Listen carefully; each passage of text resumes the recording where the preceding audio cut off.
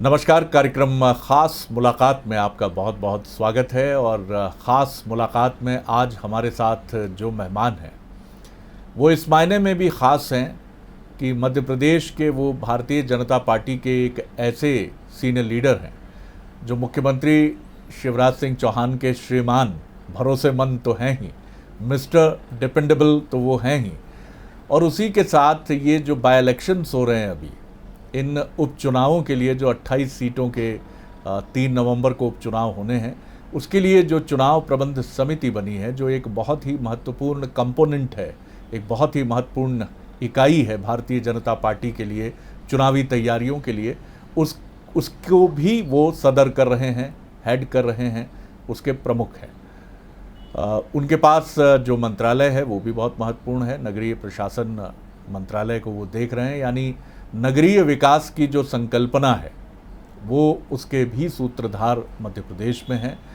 और उनके व्यक्तित्व की अगर मैं बात करूं तो राजनीति का अंदाज़ उनका मुख्तलिफ है, भिन्न है अपने समकालीन कंटेम्प्रेरी पॉलिटिशियन से, इस मायने में कि वो बढ़ चढ़ कर बोलना पसंद नहीं करते, वो बढ़ चढ़ कर दावे करना उन्हें कभी पसंद नहीं आया।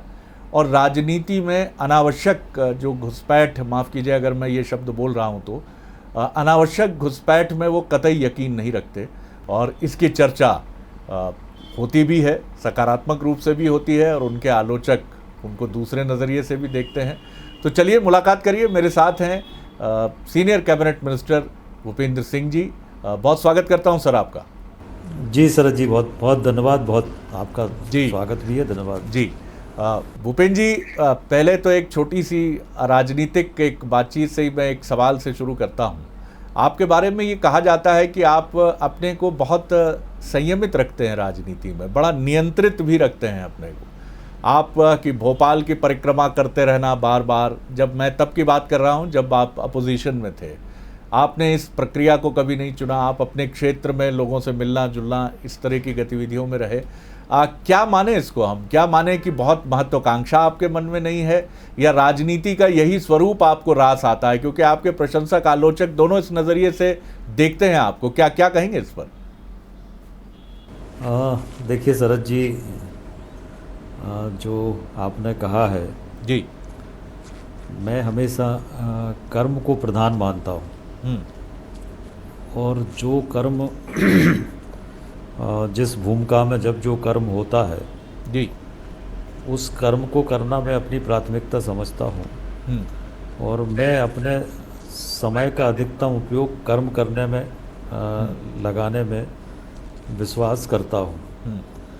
जैसे आपने कहा कि जब सरकार नहीं थी तो मेरा भोपाल आना कम था जी, तो उस समय मुझे लगता था कि भोपाल में जाके मेरी कोई बहुत उपयोगिता नहीं है। उतना समय अगर मैं लोगों के बीच में दूंगा तो छोटी मोटी मदद लोगों की जो भी कर सकते हैं वो मदद हम करेंगे। भोपाल जाके हम वहाँ कुछ काम नहीं है और अनावश्यक जाके भोपाल बैठें, अनावश्यक जाके परिक्रमा करें, इसमें मैं विश्वास नहीं करता। मैं ये मान के चलता हूँ जी कि अगर आप कर्म करोगे तो आपको परिणाम से कोई रोक नहीं सकता है।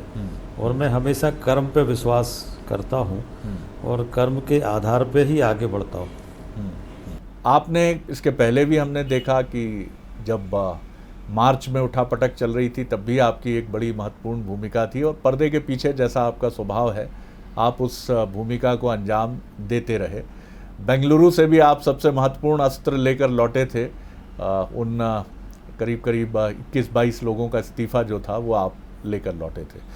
अभी स्थितियां जो हैं वो किस तरह से आप देख रहे हैं भारतीय जनता पार्टी की?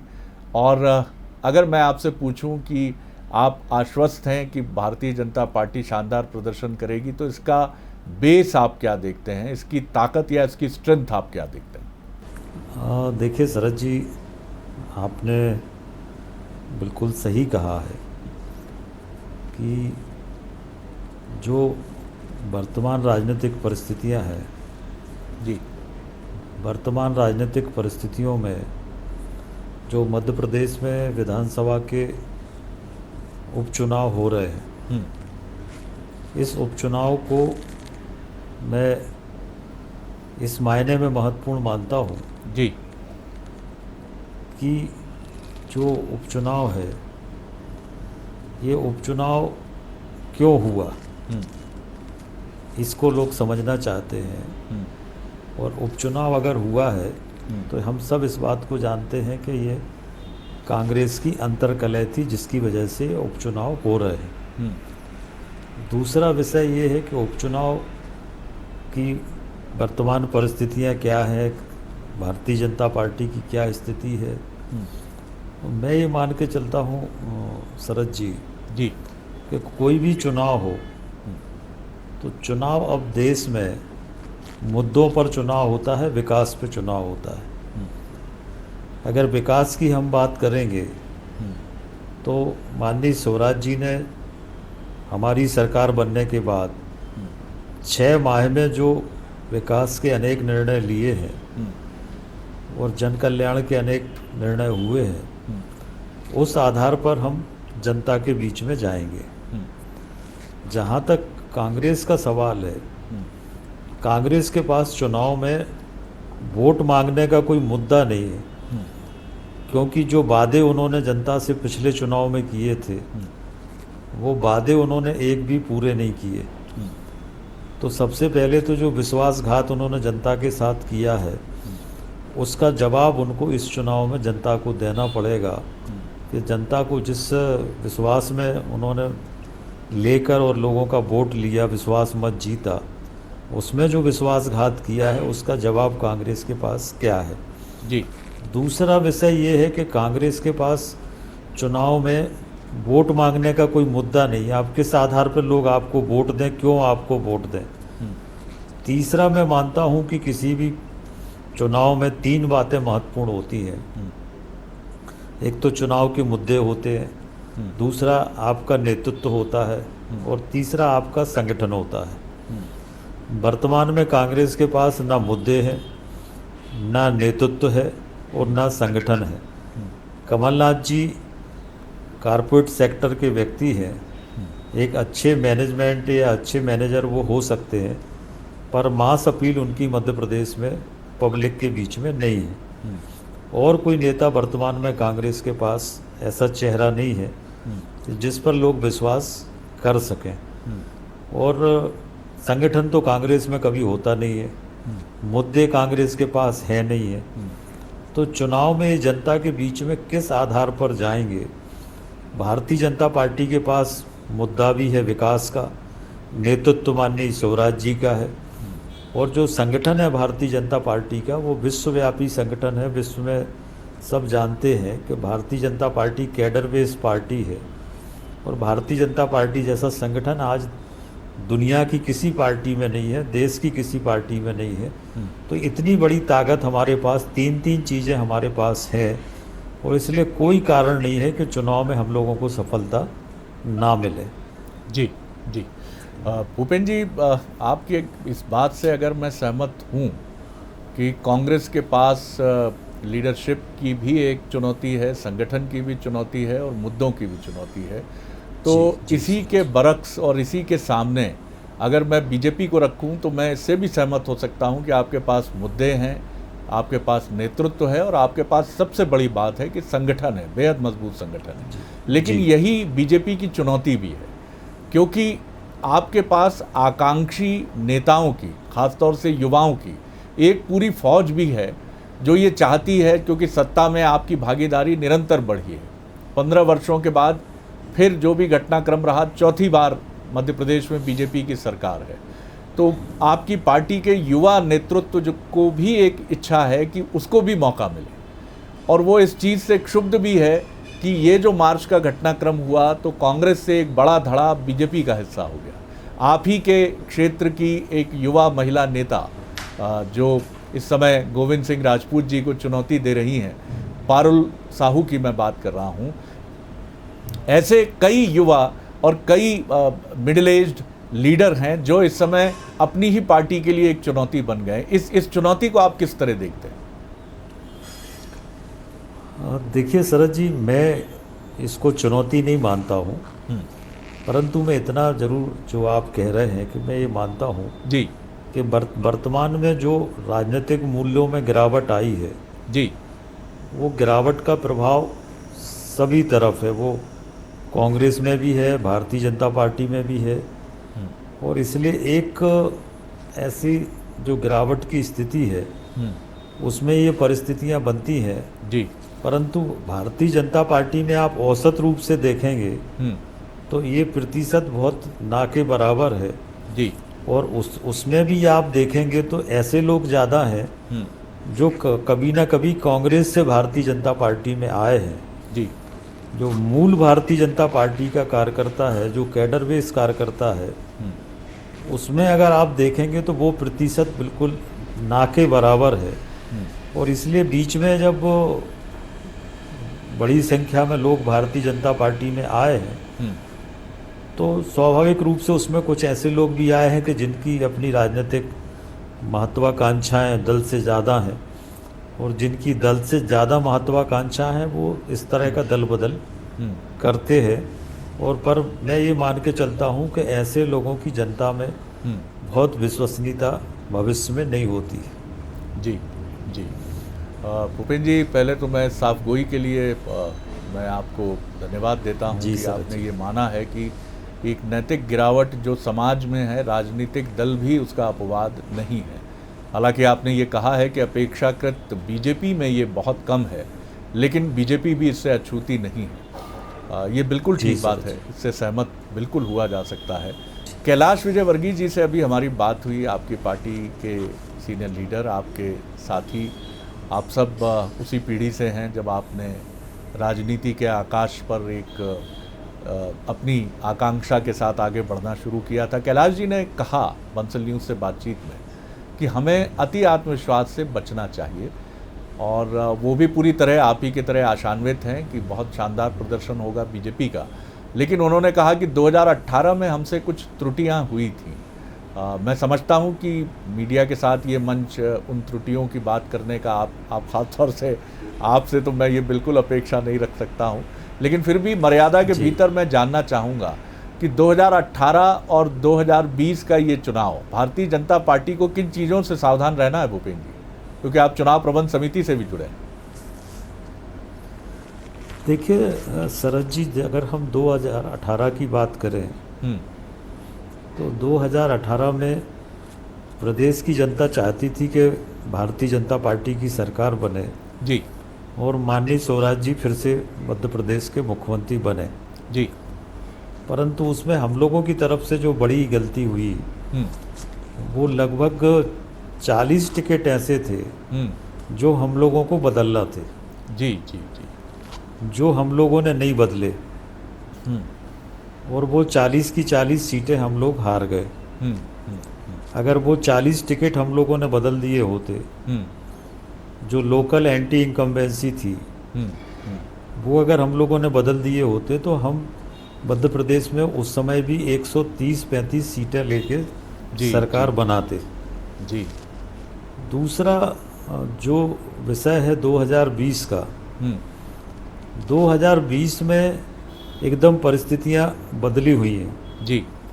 एक तो 1.25 साल का जो माननीय कमलनाथ जी का शासन है जी, उसने लोगों को बहुत ज़्यादा निराश किया है जी। चाहे वो शासकीय अधिकारी कर्मचारी हों, चाहे समाज के अन्य वर्ग के लोग हों।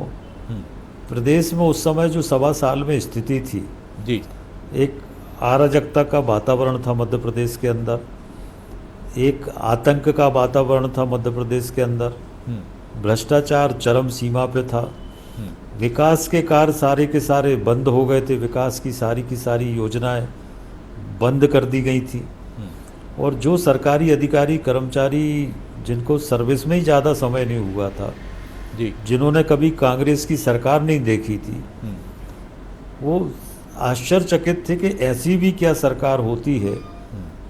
और इसलिए वो जो 1.25 साल का कार्यकाल है वो कांग्रेस को लंबे समय तक सत्ता से बाहर रखेगा, ऐसा मैं मान के चलता हूँ।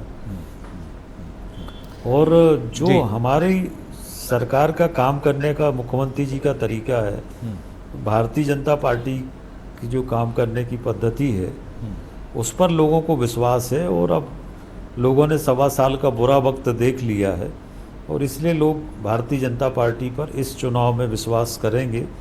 और सभी लोग ये चाहते हैं कि भारतीय जनता पार्टी की सरकार कंटिन्यू करे और माननीय स्वराज जी लगातार मुख्यमंत्री मध्य प्रदेश के रहें और नेतृत्व करें। भूपेंद्र जी, फिर आपने एक बहुत महत्वपूर्ण बात हमसे की है कि 40 टिकट्स अगर बदल जाते 2018 में, क्योंकि आपकी बात में तर्क है, और तर्क के साथ वो इसलिए भी मैं उसको वेटेज दे सकता हूं क्योंकि आप जीत के मुहाने पर पहुंचकर रुके थे। 5 सीटों का अंतर था कांग्रेस और बीजेपी में, और निश्चित तौर पर एक बहुत ही क्लोज फाइट थी, एक क्लोज फिनिश थी चुनाव की। मैं इस चुनाव से तुलना करूं तो इस बार आपके पास टिकट बदलने का ऑप्शन नहीं है भूपेंद्र जी। वही चेहरे हैं जो मैं कहूँगा कि मैं उसको शर्त नहीं बोलूँगा, लेकिन एक जो राजनीतिक अनुबंध हुआ उन नेताओं के साथ बीजेपी का, तो आपके पास इस बार चयन का विकल्प खुला नहीं है। क्या आप मानते हैं कि इस वजह से उन नेताओं की भी साख दांव पर है और बीजेपी की भी छवि है, दोनों मिलकर एक महत्वपूर्ण नतीजे की तरफ बढ़ सकते हैं, लेकिन आपके पास टिकट बदलने का ऑप्शन इस बार नहीं है?